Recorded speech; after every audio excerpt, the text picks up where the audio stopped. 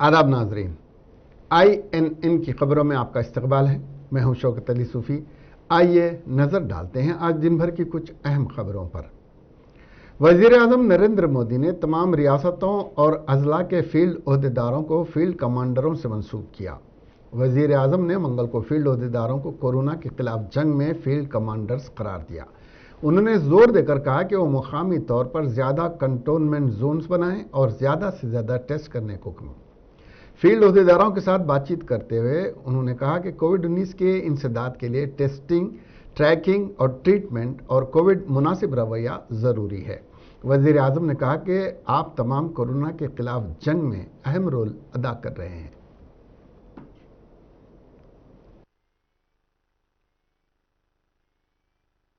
बहुत सी बातें हैं जो हमें काम आएगी और इसलिए मैं आपसे इंतजार करूंगा कि आप अपनी कुछ चीजें जरूर मेरे से शेयर करिए। आपके हर प्रयास की मैं भूरी भूरी प्रशंसा करता हूं, सराहना करता हूं। साथियों, हमारे देश में जितने जिले हैं उतनी ही अलग अलग चुनौतियां भी हैं। एक तरह से हर जिले के अपने अलग चैलेंजेस हैं। आप अपने जिले के चैलेंजेस को बहुत बेहतर तरीके से समझते हैं और इसलिए जब आपका जिला अगर जीतता है तो मतलब देश जीतता है। जब आपका जिला कोरोना को हराता है तो देश कोरोना को हराता है। और इसलिए जिले का मिजाज, गांव गांव में एक मैसेज कि मेरा गांव मैं कोरोना मुक्त रखूंगा, मेरे गांव में मैं कोरोना को प्रवेश नहीं करने दूंगा, ये गांव के लोग संकल्प लें। और गांव के लोग जिस प्रकार से व्यवस्थाएं करते हैं, मैं तो हैरान था। पिछले बार जबकि ये कालखंड था और पता नहीं था कि इस स्थिति में कैसे करना, फिर भी हमने गांव में एग्रीकल्चर सेक्टर के लिए कोई लॉकडाउन नहीं लगाया था। और मजा यह है कि खेतों में गांव के लोग काम करते थे तो खेत में भी सोशल डिस्टेंसिंग के साथ खेती के काम शुरू किए थे। पिछली बार आपको याद होगा। मतलब हमारे गांव कितनी तेजी से संदेश को पकड़ भी लेते हैं और अपनी जरूरत के हिसाब से उसको मॉडिफाई करके पक्का कर लेते हैं। गांव बहुत सी बातें हैं जो हम कोरोना की आयुर्वेदिक मेडिसिन रायलसीमा और नेल्लोर में तकसीम की गई, जो अब दोनों तेलुगु रियासतों में गर्मा गर्म मौजू बन गई है। इस दवा को हासिल करने के लिए कोरोना मुतासरीन के लवाहिकीन बड़ी तादाद में आ रहे हैं। इस दवा को हासिल करने के लिए लोग लंबी लंबी कतारों में खड़े रहकर उसे हासिल कर रहे हैं, जो मुफ्त में दी जा रही। इस दवा के बनाने वाले डॉक्टर आनंदय्या नेल्लोर जिले के कृष्णापट्टनम में से ताल्लुक़ रखते हैं। डॉक्टर ने कहा कि यह आयुर्वेदिक दवा कोरोना से बचने के लिए मुमिद व माविन है। डॉक्टर आनंदया ने कहा कि कोविड से गैर मुतासिर अफराद के लिए एक और कोविड से मुतासिर अफराद के लिए उसके तीनों डोज काफ़ी हो जाते हैं। यानी कोविड से जो मुतासिर नहीं है उनके लिए एक डोज काफ़ी होगा और जो कोविड से मुतासिर है उनके लिए 3 डोज काफ़ी हो जाएंगे। इस दवा की खबर आम होने के बाद सारे ज़िले से लोग कृष्णापट्टनम दवा लेने के लिए आ रहे हैं। तफसीलात हासिल करने के बाद ओहदेदारों ने इस दवा की तकसीम रोकने का हुक्म दिया।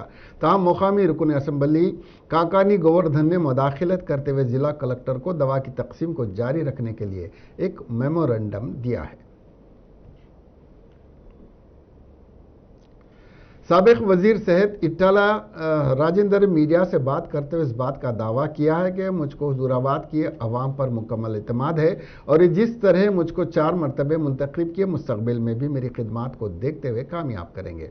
उन्होंने रियासती वजीर जी कमलाकर की जानिब से उनके हामियों को दी जाने वाली धमकियों की सख्त मजम्मत करते हुए बताया कि मैं और मेरे हामी किसी भी किस्म की धमकियों से खौफ खाने वाले नहीं हैं।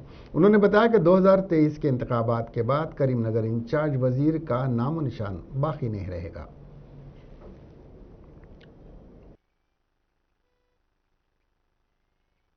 ఇన్కల్కేట్ చేస్తున్నావో, ఏ సాంప్రదాయాలను అయితే నువ్వు ప్రజలకు చూపిస్తున్నావో రేపు నీకు కూడా గతి పట్టే ఆస్కారం ఉంటుంది. ఇవాళ కరీంనగర్ జిల్లాలో ఎన్ని గుట్టలపై బొందలగడ్డగా మారిపోయిందో, ఎన్ని వందల కోట్ల రూపాయల సంపద విధ్వంసం అయిందో నేను చెప్పిన ముఖ్యమంత్రి గారికి కరీంనగర్ జిల్లా బొందలగడ్డ అవుతుందని చెప్పిన. నీ కథ ఏందో, నువ్వు ఎన్ని కోట్ల రూపాయలు టాక్సీగా పెట్టినావో, దాని మీద నువ్వు ఎట్లా పైరే చేస్తున్నావో నేను ఇప్పుడు మాట్లాడకపోవచ్చు. కానీ తప్పకుండా నీవు ఇలాంటి దానికి పాల్పడి బ్లాక్మెయిలింగ్ పాల్పడితే తప్పకుండా రాబోయే నువ్వేం 2023 తర్వాత ఉండటం కాదు, గుర్తుపెట్టుకో. 2023 తర్వాత నువ్వు ఉండవు, నీ అధికారం ఉండదు. నీవు ఇప్పుడు ఏం పని అది చేస్తున్నావో ఆ పని తప్పకుండా చేస్తానని చెప్పి హెచ్చరిస్తా ఉన్నా. మర్యాదగా బిహేవ్ చేసే ప్రయత్నం చేయి. నీ కల్చర్ ఏందో, నీ సాంప్రదాయం ఏందో, నీ పని విధానం ఏందో యావత్ తెలంగాణ ప్రజానికని తెలుసు తప్ప ఇలా మా మీద కనుక ఉచితనంతో చేస్తే. रियासती वजीर जी कमलाकर ने मीडिया से बात करते हुए इटाला राजेंद्र को इस बात का चैलेंज किया है कि अगर उनमें हिम्मत है तो असेंबली की रुकनियत से इस्तीफा पेश करें। इसके बाद खुद ब खुद ये वाज़ेह हो जाएगा कि सियासत में किसका नामो निशान मिट जाएगा। जी कमलाकर ने बताया कि वजीर आला के चंद्रशेखर राव ने इटाला राजेंद्र की जानिब से की गई अराजियात पर कब्जे की तहकीकात की हिदायत देते हुए उन्हें वजारत से बरतरफ कर दिया। इटाला राजेंद्र हमेशा इज्जत नफ्स की बात करते हैं। अगर उनके पास इज्जत नफ्स है तो फौरी उन्हें असेंबली की रुकनियत से इस्तीफा पेश कर देना चाहिए। నువ్వే ఒప్పుకున్నావు. రెవెన్యూ రికార్డ్స్లా అసైన్మెంట్ భూమి ఉన్నదని తెలిసి అసైన్మెంట్ ల్యాండ్ అని ఉన్నా కూడా కొన్నావు, నువ్వు శిక్షార్హును నువ్వే ఒప్పుకున్నావు. మరి ఒక మంత్రిగా ఉండి ఒక ప్రభుత్వంలో ఉండి రెవెన్యూ రికార్డ్స్ అసైన్మెంట్ అని ఉన్నా కూడా కొన్న తర్వాత ఏ ముఖ్యమంత్రి కానీ చట్టపరంగా డెఫినెట్ చర్యలు తీసుకుంటే బాధ్యత ఉన్నది వారి మీద. లేకపోతే నీ బాధ అంతా నువ్వు చేసే తప్పులన్నీ కూడా ప్రభుత్వం చుట్టుకునే అవకాశం ఉంది. డెఫినెట్గా ముఖ్యమంత్రి బర్తరఫ్ చేసిండు, అది వాస్తవం. ముఖ్యమంత్రి గారు బర్తరఫ్ చేసిన తర్వాత ఆ రోజు ప్రెస్ మీట్లు ఏమన్నావు? संगारेड्डी के रुकन असेंबली टी जग्गा रेड्डी ने संगारेड्डी में एक अरसे से मेडिकल कॉलेज के क़याम के लिए जद्दोजहद जारी रखी हुई थी। चीफ मिनिस्टर के चंद्रशेखर राव ने असेंबली में संगारेड्डी में मेडिकल कॉलेज के क़याम का तयख़ुन देने के बावजूद एक अरसे से कॉलेज तातुल का शिकार था। लेकिन जग्गा रेड्डी ने जद्दोजहद जारी रखते हुए चीफ मिनिस्टर को असेंबली में दिए गए तयख़ुन को याद दिलाते रहे और इसमें वो कामयाबी हासिल करी। संगारेड्डी में मेडिकल कॉलेज के क़याम का चीफ मिनिस्टर ने ऐलान कर दिया है, जिसके बाद जग्गा रेड्डी ने चीफ मिनिस्टर से इज़हार तशक्कुर किया और चीफ मिनिस्टर KCR के शुक्रिया उन्होंने अदा किया। जग्गा रेड्डी की जद्दोजहद कामयाब रही।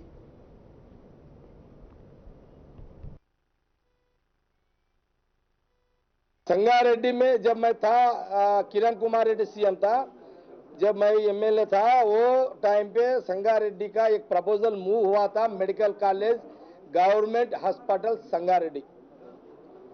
बाद में मैं हार गया, वहां मेडिकल कॉलेज नहीं आया, सिद्दीपेट चले गया। मैं 3 साल लड़ा था, जब XMLA था मैं बहुत लड़ा 3 साल संगारेड्डी क्वार्टर में, बहुत धरना किया, बहुत रस्तोरा किया, बहुत बार मीडिया के सामने आके से बात करा। CM साहब थे, KCR साहब, ठीक है, लेके गए। हमारा को भी एक संगारेड्डी को एक मेडिकल कॉलेज होना चाहिए। ये संगारेड्डी पब्लिक के नहीं, ओनली संगारेड्डी पब्लिक के साथ जोगीपेट पब्लिक समझो या नरसापुर पब्लिक समझो या पटाईचेरू या जहीराबाद या नारायण खेड, अभी बाकी का विकाराबाद, तांडूर, बिदर से लेके पड़िंचर तक जो नेशनल हाईवे में इमरजेंसी केसेस संगारेड्डी को आते हैं, इसलिए यह मेडिकल कॉलेज जरूरत है। अगर मेडिकल कॉलेज आए तो 200-300 लोग का ट्रेनिंग, डॉक्टर्स रहते, MDs रहते, प्रोफेसर रहते, अच्छा इक्विपमेंट्स रहता और गांधी को या उस्मानिया आने का जरूरत नहीं रहता। ये वजह से मैं 3 साल लड़ा था, ठीक है। पब्लिक मेरा लड़ाई देके जब मेरे को MLA जिता दिए, जब भी थे या CM KCR, अभी भी CM KCR है, मत जो कल रिव्यू चला था 5-6 जिलों को यह मेडिकल कॉलेज देने में, वो 5 कॉलेजों में 6 कॉलेजों में संगारेड्डी का भी मंजूर में जो रखे हैं, वो खुशी की बात है। मैं एक कांग्रेस पार्टी के MLA का ऐसे बोल रहा हूँ, मैं सीएम साहब को जो संगारेड्डी में मेडिकल कॉलेज, संगारेड्डी जिला, संगारेड्डी कॉन्स्टिट्यूंसी गवर्नमेंट दवाखाने में जो रखने के लिए जो कल आप जो ऑफिसरों को जो 6 मेडिकल कॉलेज में संगारेड्डी का भी उसमें टीआरएस रुकने पार्लियामेंट महबूबाबाद एम कविता ने वजीर आला के चंद्रशेखर राव की जानिब से महबूबाबाद में मेडिकल कॉलेज कायम करने की मंजूरी पर मसर्रत का इजहार करते हुए वजीर आला के चंद्रशेखर राव से इजहार तशक्कुर करते हुए बताया कि वजीर आला के चंद्रशेखर राव ने उनकी इंतखाबी मुहिम के दौरान महबूबाबाद की आवाम से वादा किया था कि महबूबाबाद में मेडिकल कॉलेज कायम किया जाएगा। उन्होंने बताया कि मेडिकल कॉलेज के क़याम से न सिर्फ ज़िले की तरक्की होगी बल्कि यहाँ के तलबा अपने मुकाम पर रहते हुए डॉक्टर बनेंगे। टीआरएस रुकने कानून साज काउंसिल के कविता ने ट्वीट करते हुए वजीर आला के चंद्रशेखर राव की जानिब से जगत्याल में मेडिकल कॉलेज के क़याम को मंजूरी देने पर वजीर आला के चंद्रशेखर राव से दिल की गहराइयों से शुक्रिया अदा करते हुए बताया कि वजीर आला ने 2019 के पार्लिमानी इंतखाबात में जगत्याल में मेडिकल कॉलेज कायम करने का वादा किया था और उसे पूरा किया। दूसरी जानिब जगत्याल जिले में मेडिकल कॉलेज कायम करने के ऐलान पर खुशियां मनाते हुए टीआरएस कायदी ने वजीर आला के चंद्रशेखर राव और के कविता की फोटो को दूध से नहलाया और आपस में एक दूसरे को मुबारकबाद दी और वजीर आला से इजहार तशक्कुर किया। हैदराबाद के मुख्तलिफ इलाकों में गुज़िश्ता 5 दिन से 2 से 4 घंटे के लिए दिन में बरक़ी की मुसलसल कटौती हो रही है। हैदराबाद की आवाम के लिए ये एक नया मसला बन गया है। कोरोना वायरस के मुस्बित मरीज घर पर ही रहकर इलाज करवा रहे हैं। होम क्वारंटाइन वाले मरीज बरक़ी सरबराही मुतासिर होने की वजह से सबसे ज़्यादा परेशान हैं।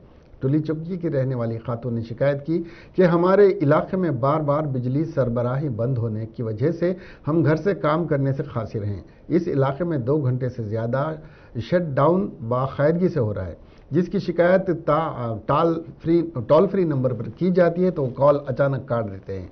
ज़्यादातर कॉल रिसीव नहीं करते।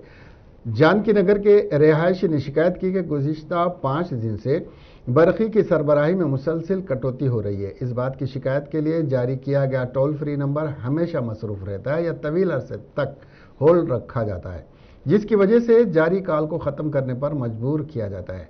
मणिकुंडा के बी कुमार ने कहा कि उनके चचा कोविड से मुतासिर हैं। दवाखाने में बिस्तर न मिलने की वजह से वो घर पर ही क्वारंटाइन में हैं। हमने घर पर ही इलाज की सहूलत का इंतज़ाम किया है, लेकिन बरक़ी कटौती से हम काफ़ी परेशान हैं क्योंकि उनके चचा को वेंटिलेटर पर रखा गया है। हमारे पास जनरेटर है, ये ज़्यादा घंटों काम नहीं करता है। गच्चीबौली के महेश ने बताया कि वो एक मल्टीनेशनल कंपनी में मुलाजिम हैं। बरक़ी कटौती से उनको घर से काम करने में सख्त दुश्वारी पेश आ रही है।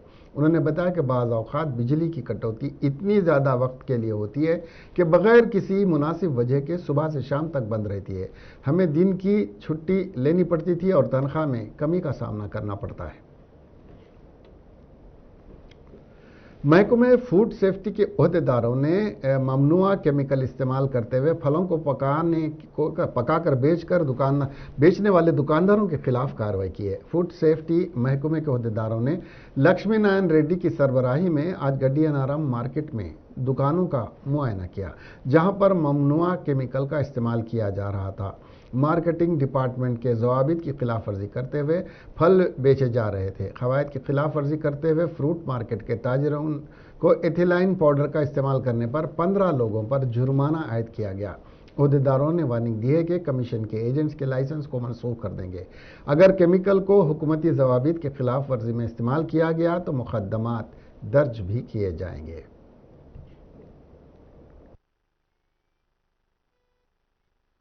రోజు వ్యవసాయ మార్కెట్ కమిటీ గడ్డియానారం నందు ఫుడ్ సేఫ్టీ వారి డిపార్ట్మెంట్ చేత తనిఖీలు నిర్వహించి మ్యాంగో ఎగుమతిదారులు ఏ విధంగా మాగబెట్టడానికి పండ్లను మాగబెట్టడానికి ఏ రసాయనాలు వాడుతున్నారని వారి చేత తనిఖీలు చేయించి సరి అయినటువంటి పద్ధతి పాటించని వారి ఎక్స్పోర్టర్స్ పైన పెనాల్టీలు విధించడం జరిగింది।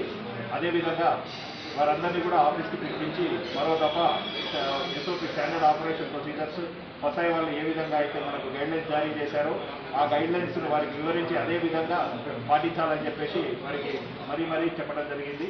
లేని ఎడల మరలా రేపు కానీ ఎడల మళ్ళీ ఫుడ్ సేఫ్టీ వారి చేత మళ్ళీ తనిఖీ నిర్వహించి ఇంకా అధిక మొత్తంలో పెనాల్టీలు వేస్తామని చెప్పి చెప్పడం జరిగింది।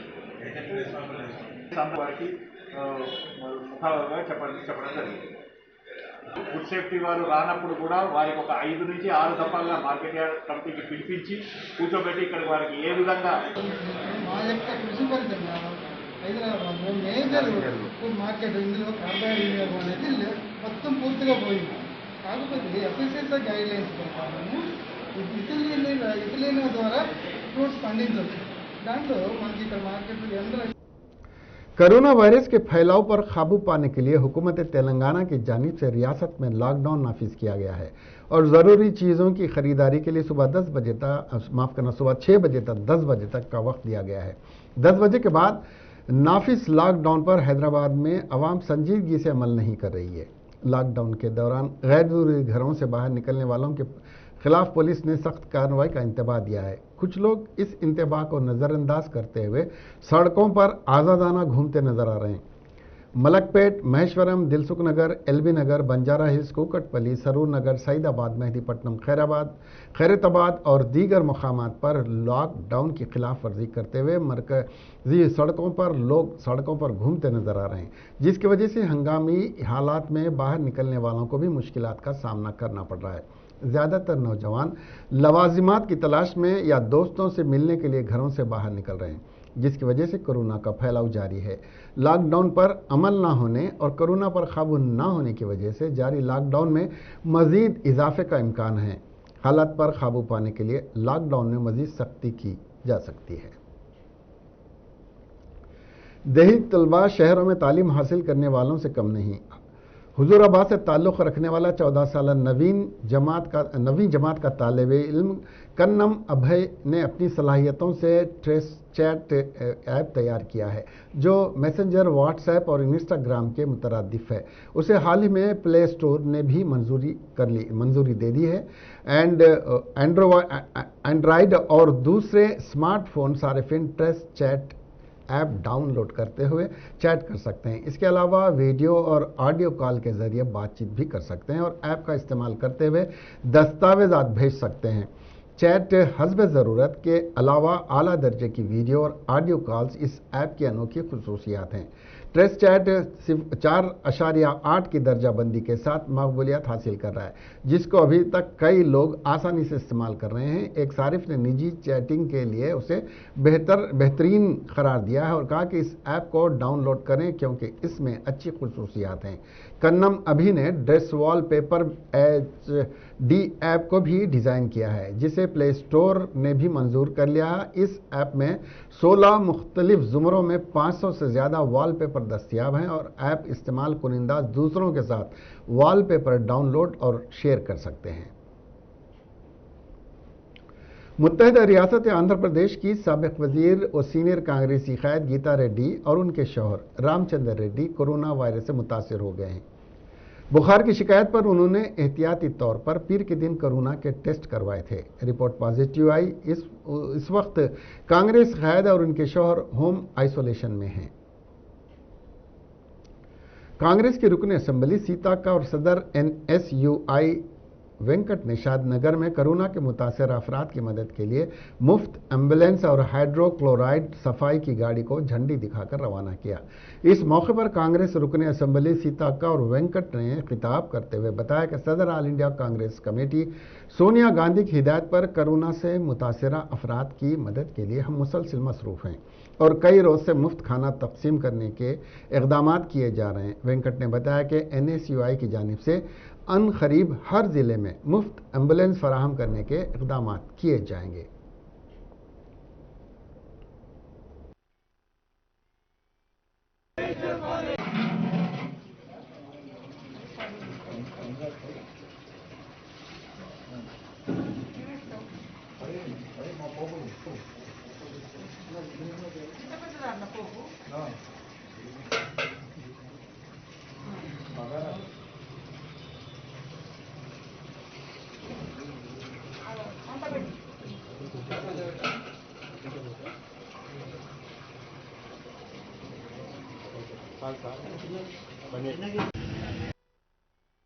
సోదరుడు వినేష్ సాగర్ సహకారంతో NSUI స్టూడెంట్స్ అంతా కూడా మరి ఈరోజు ఇక్కడ షాద్ నగర్లో ఉచిత అంబులెన్స్ సర్వీసులను ప్రారంభిస్తూ మరి ప్రజలకు సేవ చేయాలన్నటువంటి గొప్ప సంకల్పంతో ముందుకొచ్చినందుకు వారిని ప్రత్యేకంగా అభినందిస్తా ఉన్నాను.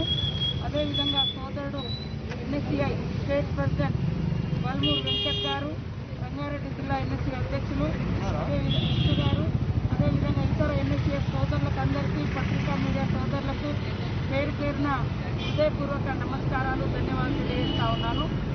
ఎప్పుడు तेलंगाना हुकूमत ने टीचिंग हॉस्पिटल्स में खिदमात अंजाम देने वाले house surgeons, PG degree, diploma और एमबीबीएस के तलबा के साथ साथ स्पेशलिटी एमबीबीएस तलबा के स्टाइपेंड में 15% तक इजाफा कर दिया है। तवक्को है कि इस स्टाइपेंड में इजाफे से उन जूनियर डॉक्टर्स की हौसला अफजाई होगी जो गुज़िश्ता साल से कोविड के मरीजों के इलाज में रास तौर पर शामिल हैं। इसी तरह मेडिकल एंड डेंटल स्ट्रीम्स के हाउस सर्जन्स के स्टाइपेंड भी 19,589 रुपये से बढ़ाकर 22,527 रुपये कर दिए गए हैं। Commissioner police south zone task force ने गैर कानूनी तरीके से रेमडेसिविर इंजेक्शन कोविफर को ज़रूरतमंद लोगों को ब्लैक में बेचने के इल्ज़ाम में 2 अफराद को हिरासत में ले लिया है। तफसीलात के मुताबिक भुवनगिर का रहने वाला किरण कुमार मेडिकल एजेंसी चला रहा था। उसने आसानी से पैसा कमाने के लिए रेमडेसिविर को ब्लैक में बेचने का मंसूबा बनाया। उसने अपने जानने वालों से इंजेक्शन हासिल किया और मोहम्मद खालिद नामी एक शख्स पैदा किया जो उस्मानिया दवाखाने में सिक्योरिटी गार्ड का काम कर रहा है। उसको किरण ने बताया कि उसके पास रेमडेसिविर इंजेक्शन है। चुनाचे वह खालिद को इंजेक्शन सप्लाई करने लगा और ज़रूरतमंद मरीजों को 30 से 35 हज़ार रुपये में एक इंजेक्शन बेचने लगा। 17 मई को एक मुस्तनद इत्तला पाकर साउथ जोन टास्क फोर्स ने किरण कुमार और मोहम्मद खालिद को गिरफ्तार करके उनके कब्जे से 5 रेमडेसिविर बरामद किए और दोनों को मैं इंजेक्शन अफजलगंज पुलिस स्टेशन के हवाले कर दिया। शौहर से फोन पर बात करने के बाद बरहम खातून ने अपने दोनों बच्चों का गला काटकर कत्ल कर दिया। यह वहशियाना वारदात रियासत आंध्र प्रदेश के जिले प्रकाशम में पेश आई। 25 साल खातून आदि लक्ष्मी नामी इस खातून की शादी 5 साल कबल एक शख्स से हुई थी। शौहर बीवी में झगड़े हो रहे थे जिसकी वजह से खातून अपने दोनों बच्चों जिनकी उम्रें 3 साल और 1 साल बताई गई है को लेकर मायके मुंतकिल हो गई थी। कल उसने अपने शौहर से फ़ोन पर बात की जिस पर शौहर ने गाली गलौज की और खातून बरहम हो गई। उसने फ़ोन रखने के बाद अपने दोनों बच्चों का गला काटकर कत्ल कर दिया और उसके बाद खुदकशी की कोशिश की। खातून के बच्चों की मौत हो गई जबकि उसे इलाज के लिए अस्पताल मुंतकिल कर दिया गया जहां उसकी हालत मुस्तहकम बताई जा रही है।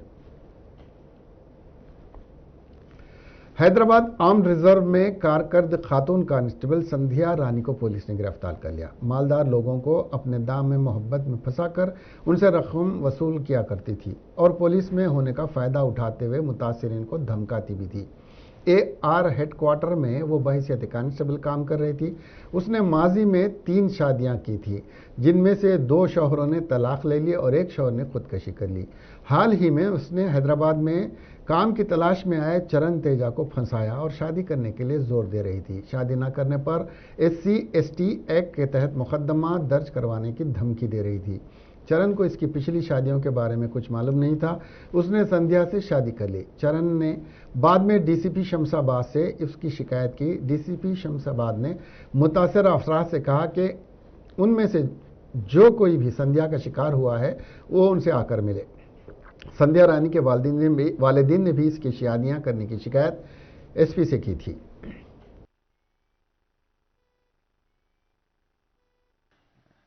నా పేరు చరణ్ తేజ. నేను జాబ్ కోసం హైదరాబాద్కి వచ్చాను. ఒక అమ్మాయి లేడీ కానిస్టేబుల్ సంధ్యారాణి అనే అమ్మాయి నన్ను ట్రాప్ చేసి ఫస్ట్ ఫ్రెండ్ అని చెప్పి తర్వాత లవ్ అని చెప్పి నన్ను ఆ అమ్మాయికి కూడా పెళ్ళి అయ్యి 8 సంవత్సరాలు ఉన్న ఒక పాప ఉంది. ఆ పాప గురించి కూడా చెప్పకుండా నన్ను కూకట్పల్లి యాదవ్ సమాజ్లో పెళ్లి చేసుకుంది. ఆ కుక్కట్పల్లి యాదవ్ సమాజ్లో కూడా ఫేక్ ఇన్ఫర్మేషన్ అన్మ్యారీడ్ అని చెప్పి అప్పటికప్పుడు వాళ్ళ ఫ్రెండ్స్ 4 విట్నెస్లని అరేంజ్ చేసి అదే సమాజ్ వాళ్ళకు కూడా క్రిస్టియన్ అని డౌట్ వస్తే ఒక 5,000 ఎక్కువ ఇచ్చి మరి అప్పటికప్పుడు నైట్ 7 గంటలకి నన్ను పెళ్లి చేసుకుంది. పెళ్ళి అయ్యాక ఒక 2 నెలలు వాళ్ళ అమ్మ వాళ్ళ ఇంట్లోనే ఉంది. తర్వాత ఒక్కొక్క విషయం నాకు తెలుస్తుంది ఆ అమ్మాయి గురించి. ఆ అమ్మాయి हैदराबाद में बिस्किट खाने के बाद 2 बच्चों की तबीयत बिगड़ गई। उन्हें इलाज के लिए दवाखाने में शरीक कर दिया गया। यह वाकया राजेंद्र नगर के इलाके हैदरगुड़ा में पेश आया, जहां मुकामी दुकान से ओम रेड्डी ने 10 बिस्किट के पैकेट खरीद कर अपने घर ले गया और अपने बच्चों को दिया। बिस्किट खाने के बाद बच्चों की तबीयत बिगड़ गई और इन्हें इलाज के लिए अस्पताल में शरीक करवाया गया, जहां डॉक्टरों ने बताया कि इन बच्चों को फूड पॉइजनिंग हुई है। खाए गए बिस्किट के पैकेट की जांच की तो मालूम हुआ कि इन बिस्किट की मियाद खत्म हो चुकी थी। ओम रेड्डी ने मुकामी दुकानदार से इस ताल्लुक से बात की, जिससे उसने गैर इत्मीनान बख्श जवाब दिया, जिस पर पुलिस में दुकानदार के खिलाफ शिकायत दर्ज करवाई गई। पुलिस ने इस सिलसिले में केस दर्ज कर लिया है और कार्रवाई करते हुए दुकानदार वेंकटेश को हिरासत में ले लिया। तूफान की वजह से सुबह 6 से हैदराबाद के मुख्तलिफ इलाकों में गरज चमक के साथ बारिश हुई। सुबह के औकात में बारिश से अवाम को परेशानी का सामना करना पड़ा। महकमे मौसमियात ने बारिश की कबल अज वक्त पेश क़ियासी की थी। रियासत में कोरोना के इंसदाद के लिए हुकूमत ने लॉकडाउन नाफिज किया। 4 घंटों की नरमी सुबह 6 से 10 बजे तक दी गई। लॉकडाउन में नरमी के औकात के दरमियान बारिश का सिलसिला भी शुरू हो गया, जिसकी वजह से कारोबारी अफराद, दीगर कामों पर जाने वाले अफराद, दुकानदारों को परेशानी का सामना करना पड़ा।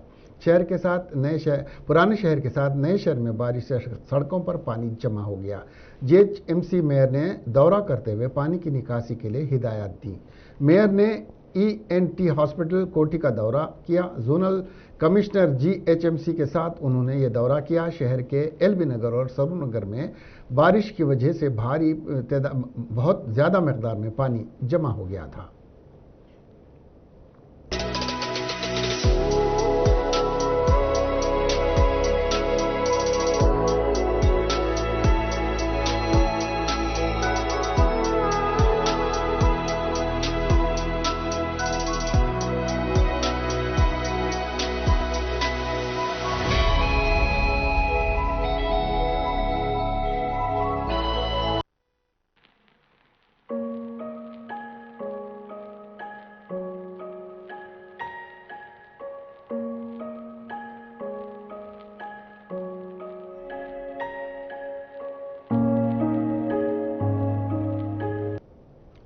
रुकने पार्लियामेंट रेवंत रेड्डी ने कहा कि कोरोना की तीसरी लहर का असर बच्चों पर ज्यादा रहेगा। हमें चौकस रहने की ज़रूरत है।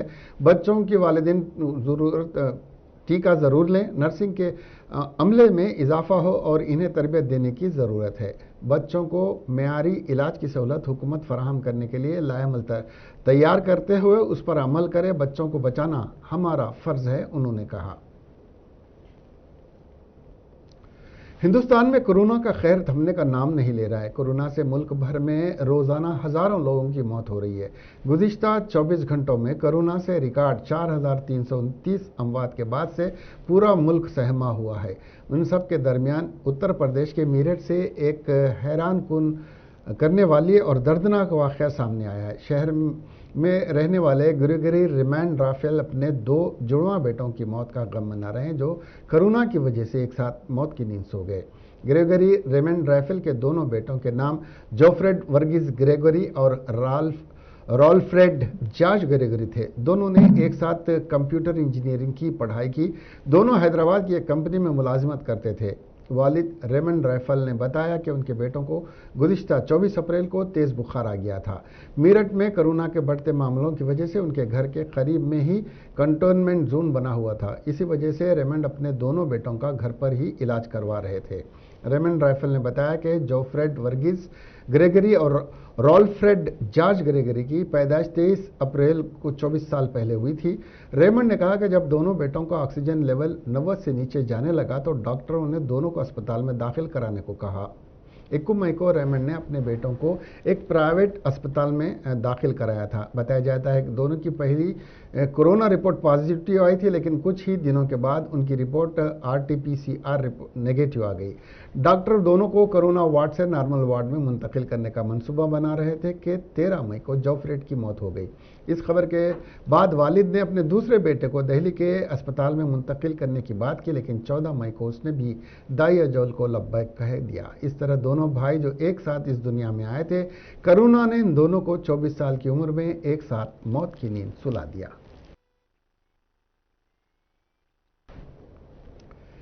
इसके साथ ही ये खबरनामा यहीं खत्म हुआ। अब हमें दीजिए इजाजत और देखते रहिए INN चैनल। खुदा हाफिज।